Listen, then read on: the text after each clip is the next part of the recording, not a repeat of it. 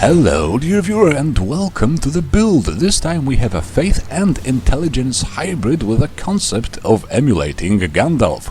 He is a bit more powerful than the movie Gandalf. The book Gandalf would just be a dexterity build with a flame sling invocation, maybe? Does this hybrid even work? Well, yes, but it may be a bit annoying to work with, as you need both a staff and a holy seal to cast invocations and sorceries, and you need to remember which spell is of which type in order to cast them from the right item. Also, the concept demands us to have decent dexterity and use a sword quite well, so comboing will be hard, but if you remember to memorize your spells in the right order, it should be manageable. For example, you may want to follow your glintstone arc with a high-end invocation, like Will o' Flame, because Glintstone Arc can stagger the approaching enemies of human size at least for a little bit and give you just about time to cast that invocation before taking a hit. Another very useful combo is much easier to pull off because it involves a special attack from your sword, so no need to switch spells. It is the arc, or a few of them, followed by the thunderbolt attack. The sword dance is also a good weapon skill, as it can close the gap between you and the enemies weakened by your spells, executing them swiftly at little cost in focus points. This is an advanced build, so it uses quite a few late game things and is currently at level 160.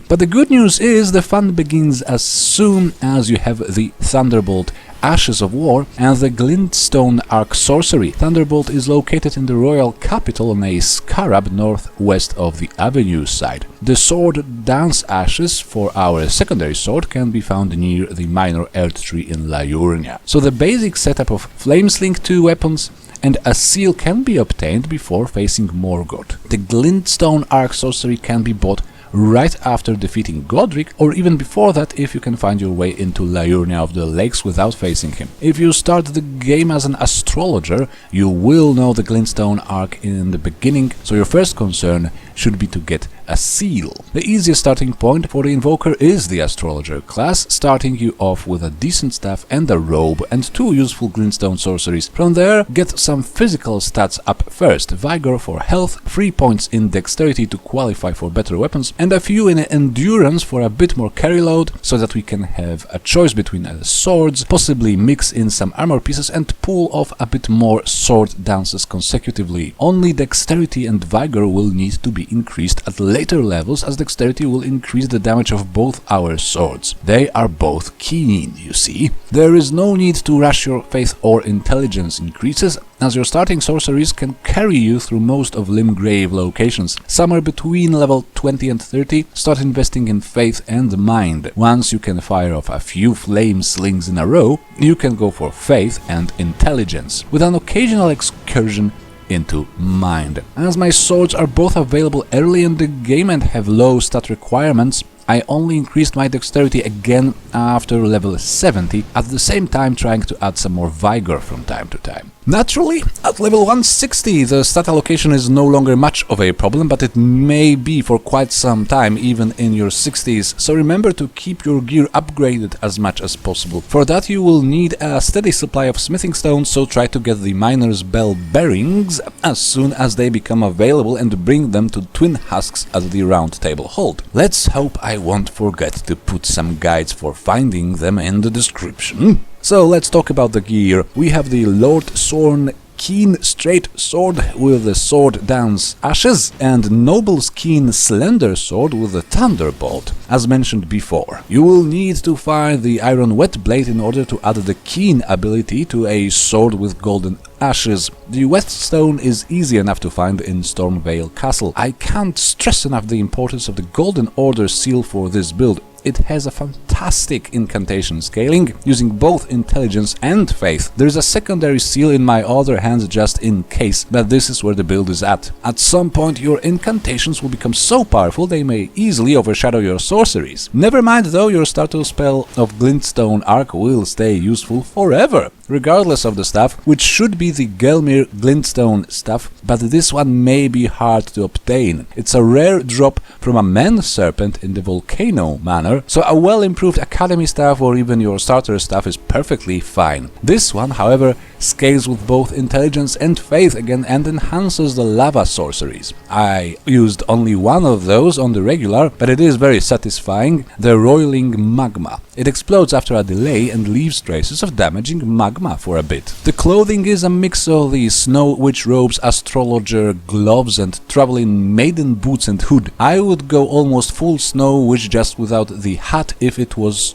only about the Gandalf vibe. The hat is just too big. If you don't care about it, the full set of Snow Witch robes is one of the best in the game, although the traveling maiden boots will grant you some rather amazing buff to robustness and vitality, while also offering decent magic protection. Now the talismans, well yes, they will mean a lot to the build. Obviously the Radagon's icon found in the Academy in the Debate Parlor. It shortens spell casting time, which is sick with spells that already have the casting time short, like the Arc. We have the Cerulean Amber Medallion. There are 3 different potency variants for this one. I wear the best one, which can be found in Castle Sol, mountaintops of the Giants. It raises your maximum focus points by 11%. If our talisman slots allow for it, we should also add the talismans increasing the potency of sorceries and incantations. For sorceries, there is Graven-School talisman. To find it, you will need to attack some bookshelves in the Raya Lucaria Academy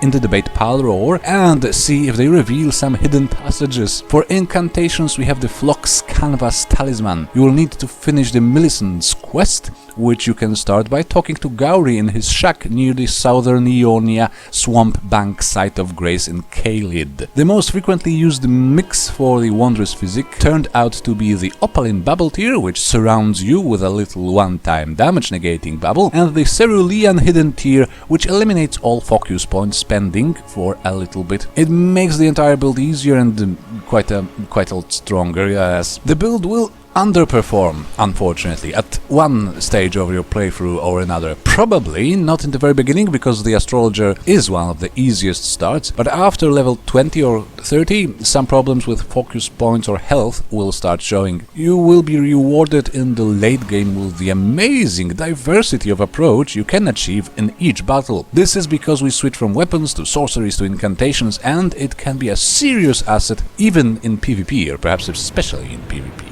Like, who expects all spells? A lot of the most used spells are fire-based because Gandalf, but there are others. Let's take a look. So first and foremost we have Glintstone Arc, which despite all other cool powers is sometimes the best to deal with enemies, especially if you chain cast it rapidly. We have Whirl-O-Flame, which with a highly upgraded Golden Order seal will destroy weaker enemies in front of you. Another one which is nice as a follow-up for a series of arcs. Flame Fall Upon Them is wonderful when dealing with groups. Again, with your seal, it will do a surprising amount of damage to a lot of mobs. Sometimes, against enemies without much resistance, it can exceed 1000 points of damage. So honestly, you can also use it against bosses. It is available once you obtain the Giant's Prayer Book in the Guardian's Garrison, mountaintops of the Giants, and then bring it to the Turtle Pope in the Church of Vows or to the Incantation Teacher in the Round Table Hold. Wrath of Gold will also deal quite a lot of damage in our case, while also knocking the enemies to the ground. I like using it with my Lightning Sword in the other hand,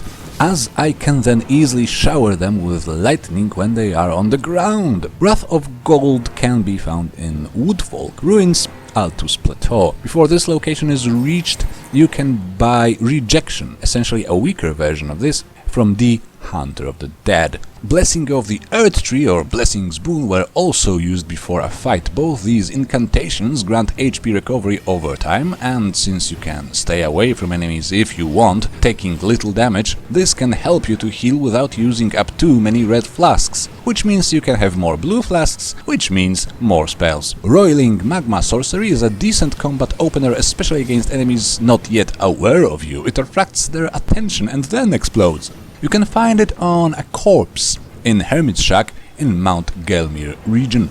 I also used explosive Ghostflame whenever I had the time to cast it. Ghostflame incantations are generally OP.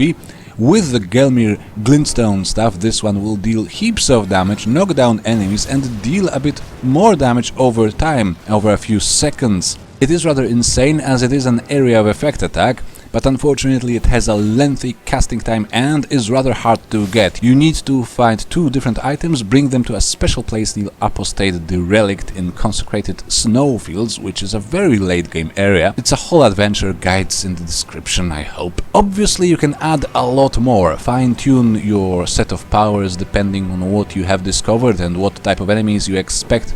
This set is just one that I think fits the concept while also being rather useful. Ah yes, and also of course Starlight. We are Gandalf, we need to bring some light to deep dark places.